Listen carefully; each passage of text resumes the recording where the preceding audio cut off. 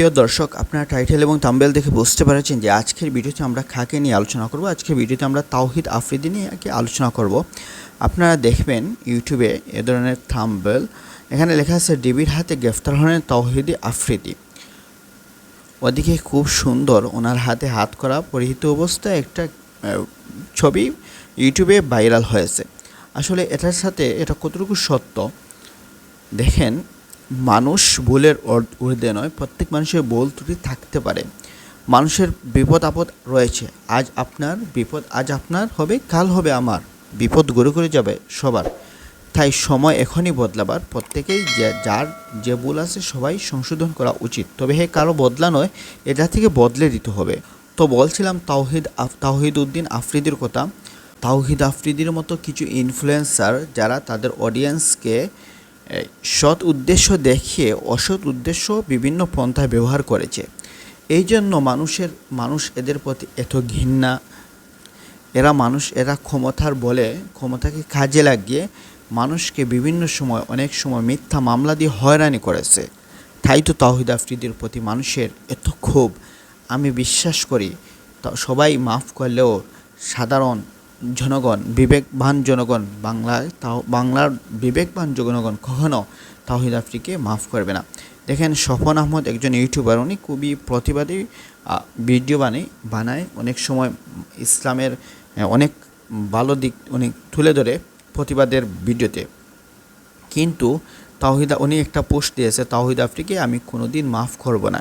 এর যৌক্তিক কারণ রয়েছে। উনি একটা ঘটনা উল্লেখ করেছে।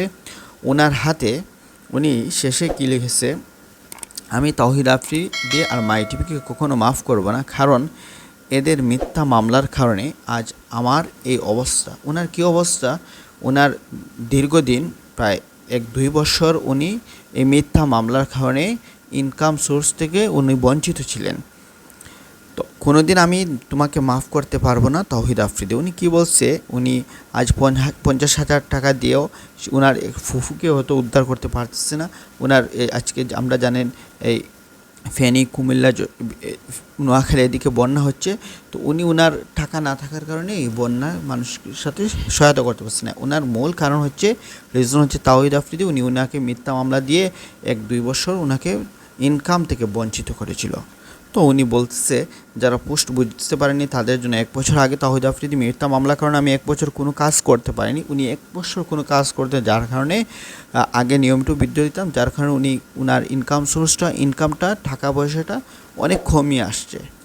তাছাড়া তাওহিদ আফ্রিদি একজন দান্দাবাজ, বাটপার, এটা সবাই বলে, কারণ উনি এক সময় এক কথা বলে।